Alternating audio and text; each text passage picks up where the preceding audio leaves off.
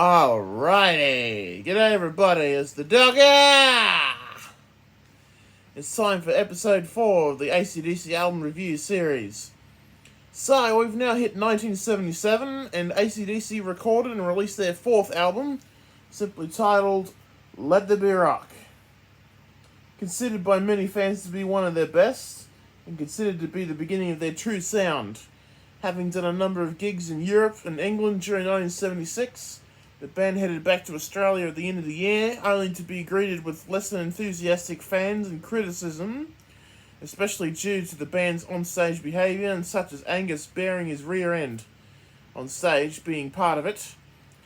Anyway, the lineup that recorded this album was, of course, the same as the last 2 albums: Angus and Malcolm Young on guitars, Bon Scott on lead vocals, Phil Rudd on drums, and the final appearance of Mark Evans on bass guitar before he was subsequently fired from the band in May of 1977. Let There Be Rock was released in Australia in March, I believe, 20th, I think, or 21st, and in October in the UK and June or July in the US. As always, we stick with the Australian back catalogue, so we'll start off with the opening track of the album, which is Go Down, which is edited on the original vinyl, but the more recent CD reissues restore it to a previously unheard full length.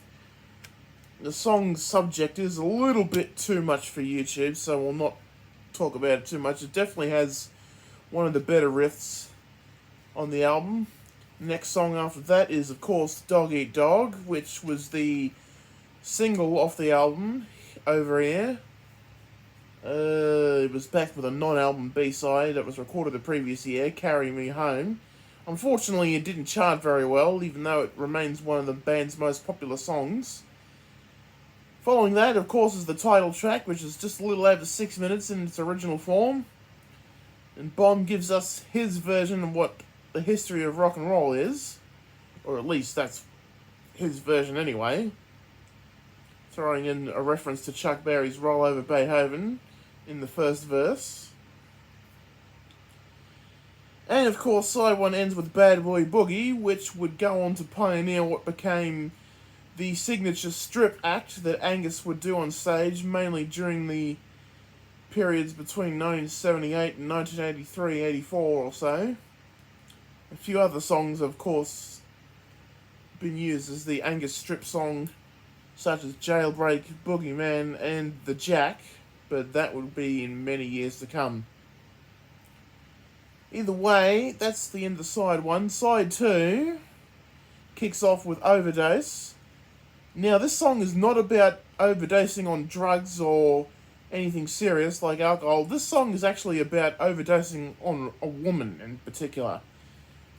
As quite hinted in the final verse, which Bon sings the line, "Died of love and plenty of," suggesting that he overdosed on this woman's love to death. So that's very different from what people would assume at first.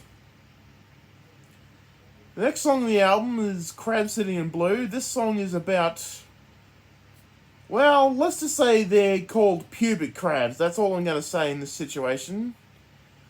Unfortunately, this song did not make the US version of the album. Instead, they went with a shortened version of Problem Child from the Dirty Deeds album that had not been released in the US at the time. It wouldn't be until March of 1981 when they got their version of the album, which was the version released in the UK in November of 1976.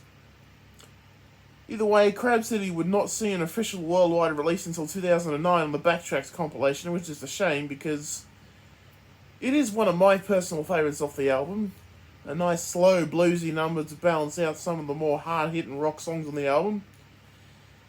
And of course you've got Hell Ain't a Bad Place to Be, which of course would be another popular song off the album. And of course the album closes out with perhaps the most well-known song off the album.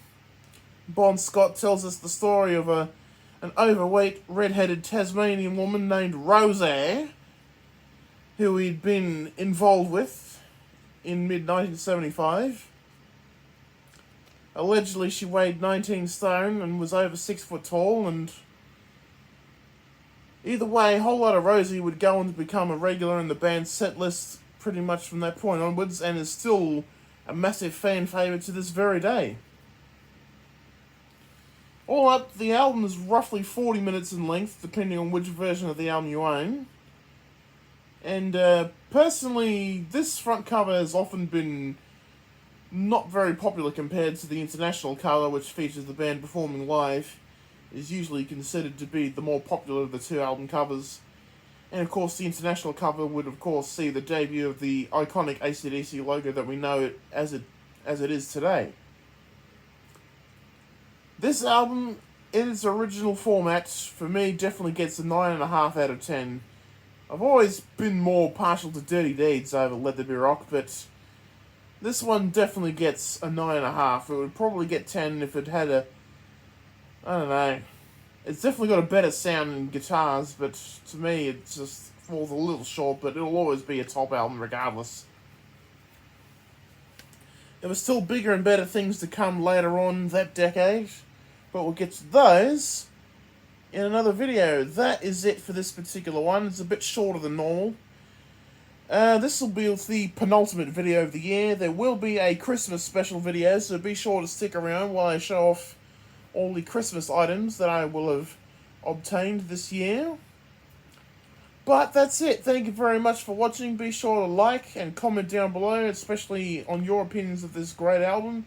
And if you're new, be sure to press the subscribe button and ring the notification bell. But until next time, this is the Doga saying have a brilliant day, everybody, and we shall see you again.